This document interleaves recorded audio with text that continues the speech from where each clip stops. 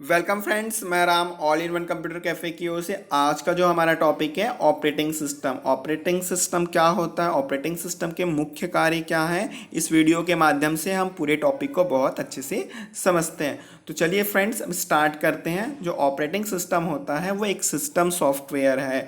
मतलब system software क्या, मैंने प्रीवियस वीडियो में आपको एक्सप्लेन किया हुआ है, तो इसमें मैं ज़्यादा एक्सप्लेन नहीं करूँगा, ठीक है। तो अब इसको ओएस के नाम से भी जाना जाता है। अब ओएस में क्या होता है, ओएस का फुल फॉर्म होता है ऑपरेटिंग सिस्टम। ये क्या होता है, ऑपरेटिंग सिस्टम जो होता है बहुत सारे प्रोग्राम का एक कलेक्शन होता है, जिसमें बहुत सारे क्या होते हैं, निर्देश दिए होते हैं। निर्देश का मतलब क्या, इंस्ट्रक्शंस दिए होते हैं। उन इंस्ट्रक्शंस के थ्रू ही हमारा कंप्यूटर जो होता है वो ऑपरेट होता है।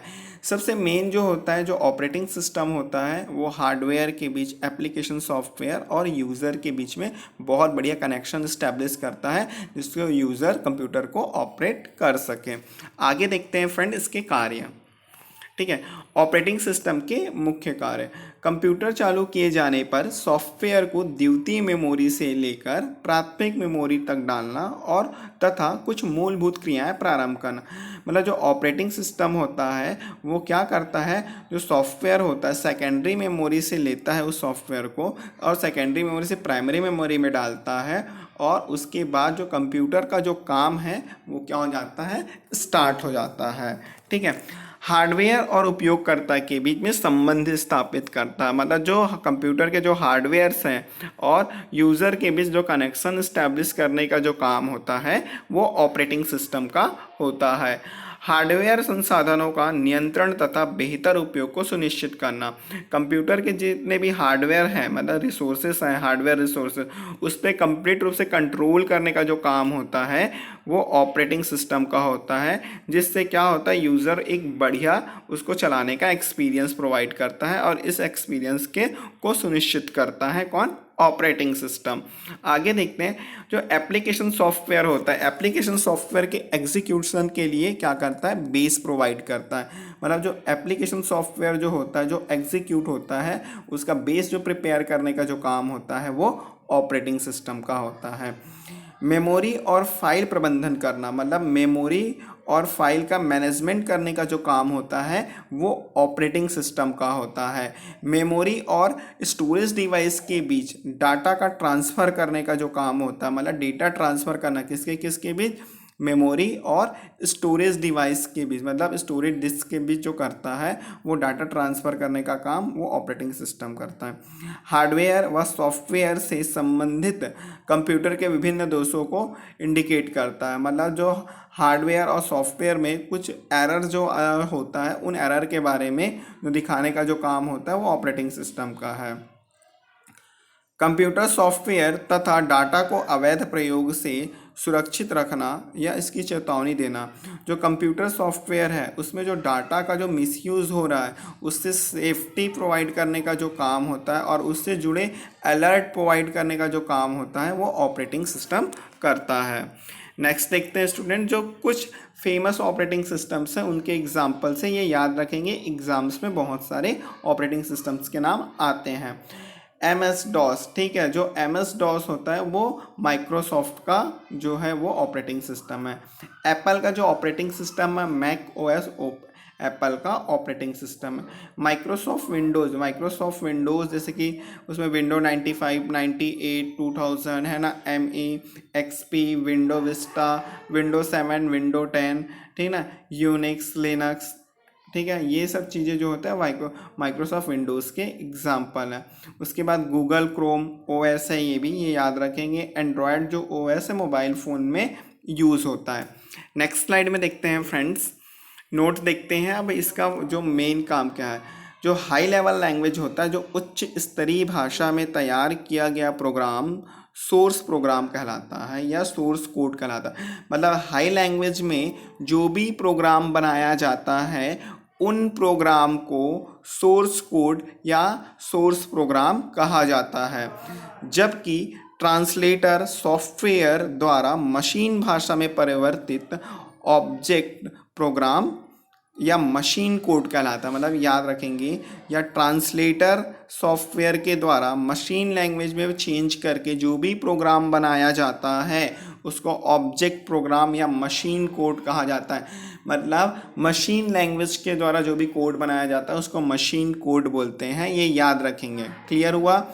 एक बार फिर से रिवीजन कर लेते हैं, थोड़ा टफ है ये। हाई लेवल लैंग्वेज में जो भी प्रोग्राम तैयार किया जाता है उसको सोर्स कोड बोलते हैं। लो लेवल नहीं, यहाँ पे मशीन लैंग्वेज में जो भी प्रोग्राम्स बनाया जाता है, ठीक है, उसको ऑब्जेक्ट प्रोग्राम या मशीन कोड कहा जाता है। आगे देखते हैं, जो ऑपरेटिंग सिस्टम होता है, ठीक है, ऑपरेटिंग सिस्टम का जो सॉफ्टवेयर होता है उसको प्रिपेयर करने के लिए लो लेवल लैंग्वेज का यूज़ करते हैं। जबकि utility software and application software को जो बनाने के लिए जो यूज़ होता है वो कौन सा सॉफ्टवेयर होता है? वो सॉफ्टवेयर को तैयार किया जाता है हाई लेवल लैंग्वेज में। याद रखेंगे, एप्लीकेशन सॉफ्टवेयर, यूटिलिटी सॉफ्टवेयर, इसको हाई लेवल लैंग्वेज में बनाया जाता है और ऑपरेटिंग सिस्टम सॉफ्टवेयर को निम्न मतलब लो लेवल लैंग्वेज में लिखा जाता है। नेक्स्ट देखते हैं, लैंग्वेज ट्रांसलेटर सॉफ्टवेयर के 3 टाइप के होते हैं। लैंग्वेज, ठीक है, पहला लैंग्वेज ट्रांसलेटर सॉफ्टवेयर के 3 टाइप्स। पहला तो असेंबलर, कंपाइलर और इंटरप्रेटर, ठीक है। नेक्स्ट देखते हैं, ये IMP है, याद रखेंगे असेंबलर क्या होता है। सेकेंड जनरेशन का एक सॉफ्टवेयर प्रोग्राम है जो क्या करता है, असेंबली या निम्न लेवल लैंग्वेज, मतलब लो लेवल लैंग्वेज को असेंबली लैंग्वेज बोलते हैं। जो लो लेवल लैंग्वेज को मशीन लैंग्वेज में कन्वर्ट करने का जो काम होता है, ठीक है, मतलब निम्न स्तरीय भाषा में लिखे प्रोग्राम को मशीन भाषा में जो परिवर्तित करने का जो काम होता है असेंबलर का होता है। याद रखेंगे इसको। आगे देखते हैं, असेंबलर सॉफ्टवेयर असेंबली भाषा में लिखे प्रोग्राम से सोर्स कोड को मशीन या ऑब्जेक्ट कोड में बदलता है। मतलब जो असेंबलर है, ठीक है, वो क्या करता है, असेंबली भाषा मतलब सोर्स कोड को असेंबलर सॉफ्टवेयर की हेल्प से मशीन भाषा में कन्वर्ट करता है। मशीन भाषा को हम ऑब्जेक्ट कोड के नाम से भी जानते हैं। नेक्स्ट देखते हैं, अब कंपाइलर क्या होता है। कंपाइलर भी क्या होता है, एक लैंग्वेज ट्रांसलेटर सॉफ्टवेयर है। कंपाइलर क्या है, एक लैंग्वेज ट्रांसलेटर सॉफ्टवेयर है जो हाई लेवल लैंग्वेज में तैयार किए गए प्रोग्राम को मशीन लेवल लैंग्वेज में परिवर्तित करने का काम करता है। तो ये याद रखेंगे, हाई लेवल लैंग्वेज को या तो आप लो लेवल भी बोल सकते हैं या तो मशीन लेवल लैंग्वेज में परिवर्तित करने का काम करता है। कंपाइलर क्या करता है, जो पूरा प्रोग्राम जो होता है उसको एक बार में पढ़ता है, एक बार में ही सारी गलतियों को बता देता है और उन गलतियों को ठीक करके प्रोग्राम्स को कंप्लीट कर देता है, बना देता है।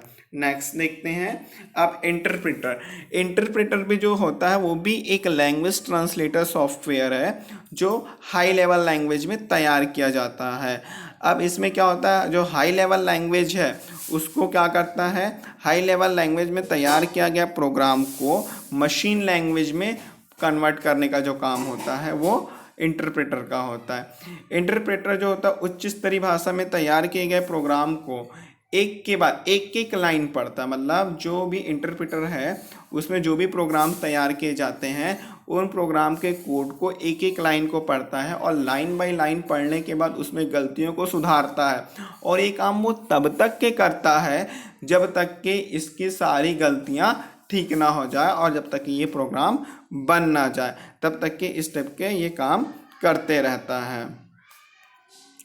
नेक्स्ट देखते हैं, कंपाइलर और इंटरप्रेटर में क्या डिफरेंस है। आपको पता है कि जो कंपाइलर जो होता है पूरे प्रोग्राम को एक साथ परिवर्तित करता है, एक साथ चेंज करता है, बट जो इंटरप्रेटर होता है प्रोग्राम को लाइन बाय लाइन क्या करता है, चेंज करता है, लाइन बाय लाइन परिवर्तित करता है।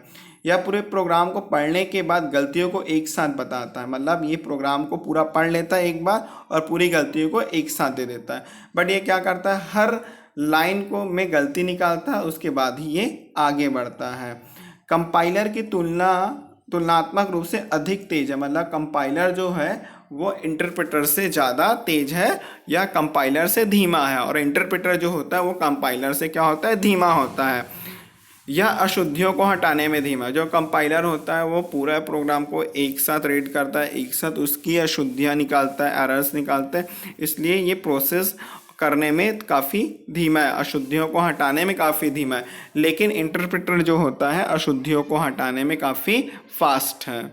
नेक्स्ट देखते हैं इसमें सोर्स कोड को ट्रांसलेट करने में समय और प्रोसेसिंग कम लगता है।